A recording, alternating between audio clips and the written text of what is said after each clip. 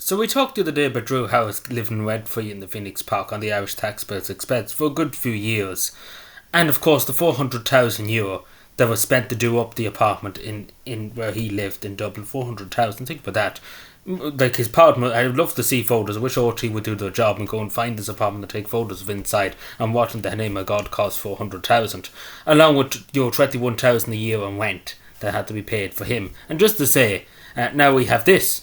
Now I would love to know, the question wasn't asked, I'd love any politician to answer this question.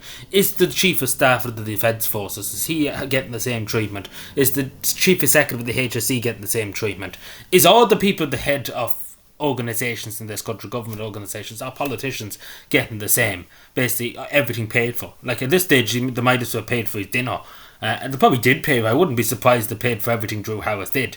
Like at this stage, he might as well be declared King of Ireland, because at this stage they couldn't give him much more, and he has a big pension and everything. Like it's insane.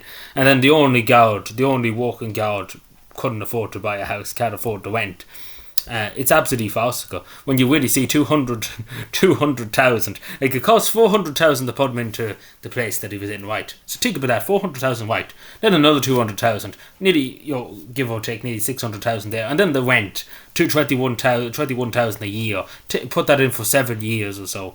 And then obviously the annual fee of 2,500. You're looking at maybe a million and 5 million and 1.6 million or something like that, 1.7 going nearly into 2 million for one man. Just to say, for one man, it's nearly cost the Irish state €2 million to look after one man, and then obviously only Irish citizens are left out in the dark and left out in the cold, and they don't care.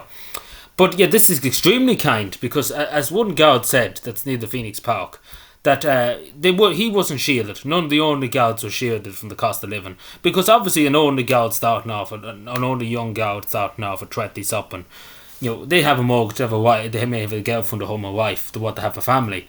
They can't afford the rent. So it's that they can't afford the rent in Dublin if they're based in Dublin. A lot of them can't afford it. They can never afford to buy a house. There was one person on a few weeks ago. Their wife was a nurse, and he was a guard, and they still couldn't afford a mortgage in Dublin. They couldn't get a mortgage. So was that because they're simply not owning enough, and they're two good jobs, and they still couldn't get it. So Drew House was pretty much shielded. Like, he's basically a multi-millionaire because he didn't have to pay it. And this man was on €300,000 a year. 300,000, of course, expenses, allowances, etc. Probably 600,000 altogether. Very good. It's very, very good. Do you not think it's very, very good? Not many people in this country get the rent paid for by the state. Asylum seekers do, of course, but Irish people don't. A lot of Irish people have to fork it out themselves and find the money. And of course, the cost of living, people are struggling. A lot of Irish people are struggling. So there's lots to be asked here. Because, as I said, this just came out a few days ago too about him, the rent. It's absolutely farcical. It's absolutely farcical. And then the Office of Public Works again is involved. As soon as you hear the Office of Public Works anymore in this country, you know straight away there's something fucking going on. But it's all a farcical situation, like it really, really is. And the fact of the matter that the Irish state hasn't said to Drew House, give us back our money, give us back the Irish taxpayers' money right now. But no, they did. There's not even a word from the Minister for Justice to say he must give back the money in the next week or so. But there's nothing. As I say, from 2018 to 2025, just recently enough, he was the god. I mean, a long time, just to say. And we were paying for his rent, and it's absolutely farcical. Like, I would like to know what else is going to come out, because eventually it will come out that we paid for his breakfast, his dinner, everything. Probably paid for his weekly shopping. We probably paid for his Netflix subscription, whatever the fuck he was watching. Maybe a Netflix. He might have been buying OnlyFans for girls. Like, he might be subscribed to OnlyFans for girls and stuff in the Irish taxpayer. But I wouldn't be surprised, to be totally honest, because when at this stage you might as well just had somebody there to wipe his backside. Let's be fair. I wouldn't be surprised to actually employing somebody to wipe his backside. But yeah, it's absolutely farcical. It is a joke. But my question is, and the really important question I think the Irish taxpayer deserves the answer to, is the Chief of Staff of the Defence Forces, is the CEO of the HSE getting this treatment? Is our county councillors, chief executives, say for example Cavan or Monaghan, getting the same treatment? All these high-ups in government agencies, are they getting the same treatment? Is the person over Tusla getting the same treatment? It's genuine questions, because if the Garda Commissioner's getting it, it's a genuine question. Is the rest of them getting it, the heads?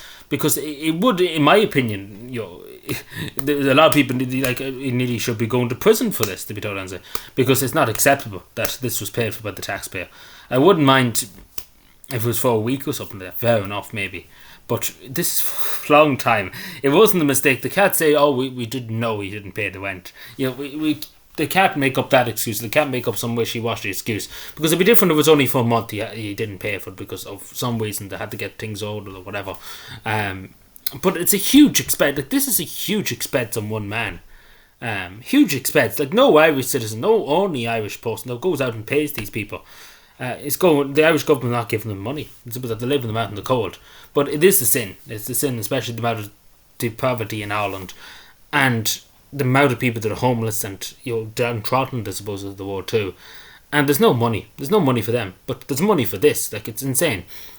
And it's absolutely, people should be up in arms. They really, really should, because it's not acceptable. It should never be acceptable that this kind of money is forked out on one individual. Any of these politicians or Garda commissioners or whoever, because they don't deserve them. They don't deserve this luxury, because the Irish people don't get it. The only Irish person doesn't get it.